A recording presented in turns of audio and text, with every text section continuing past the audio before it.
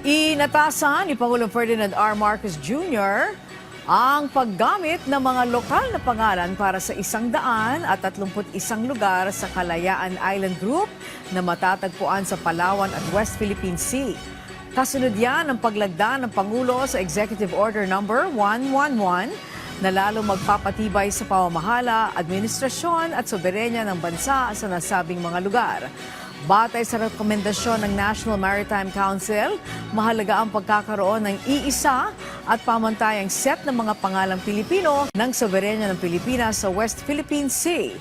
Nakasaad din sa Philippine Maritime Zones Act na ang mga karagatang nasa kanlurang bahagi ng kapuluan ay kolektibong tatawaging West Philippine Sea.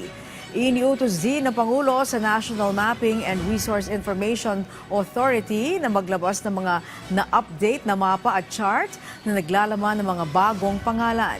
Samantala, inatasan ng lahat ng ahensya ng pamahalaan na gamitin ang mga itinalagang pangalan sa lahat ng opisyal na komunikasyon, mensahe at dokumento. Kasama rin sa utos ang DepEd, CHED at TESDA, pati na ang mga state universities and colleges na gamitin ang mga pangalang ito sa mga materyales pang edukasyon, pananaliksik at instructional materials.